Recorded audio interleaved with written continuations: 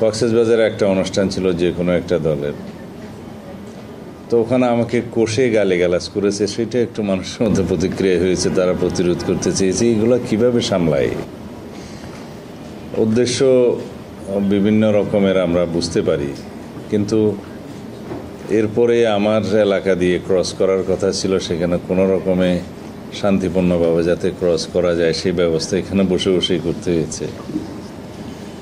তারপরে এখন ঢাকাতে যে অনুষ্ঠান চলছে সেটা ফলো আপ এবং করা, বলছে কেন আমাদের কেউ যায়নি, তা আমাদের দাওয়াতই দেয়নি, যাবে কিভাবে? আর দাওয়াত দিলেই যে যেতে পারতো এমনও তো না।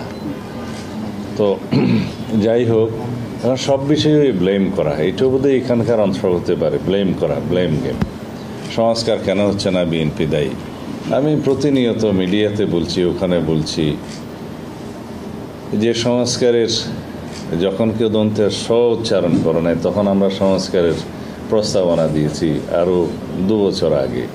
এই সরকার দায়িত্ব নেই আরও 1 বছরের বেশি সময় আগে আমরা 31 দফা দিয়েছি, তার 1 বছর আগে আমরা 27 দফা দিয়েছি, তারও প্রায় 6-7 বছর আগে 2016 সালে ভিশন 2030 দিয়েছি।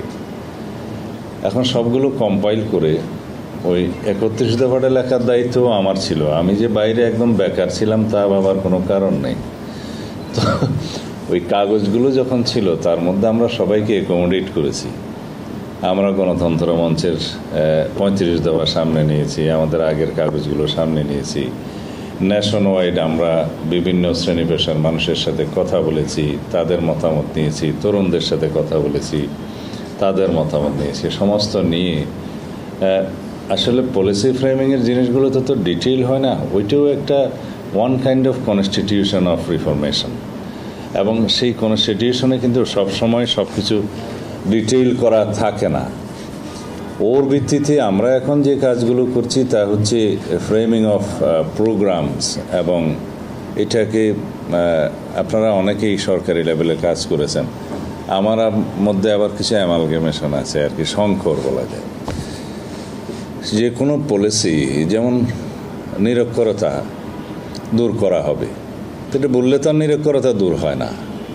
সেটার জন্য প্রোগ্রাম সেট করতে, কর্মসূচির পরে সেটা প্রজেক্ট হবে, বিভিন্ন প্রজেক্ট, বাজেট প্রণয়ন, ইমপ্লিমেন্টেশন হবে, তারপরে ইভ্যালুয়েশন হবে। These are all steps. তো যারা স্টেট লেভেলে কাজ করেছেন, যাদের অভিজ্ঞতা আছে, অবশ্যই জানেন আপনারা। তখন সেই জন্য অনেকটা পলিসি ফ্রেমিংয়ের যে কনস্টিটিউশন, সেইখান থেকেই আমরা সব কিছু মূল বক্তব্যটা নিয়ে ডিটেল প্রোগ্রামিংয়ের কাজটা আমরা করছি। যেমন আমাদের doctor Zia health and education programming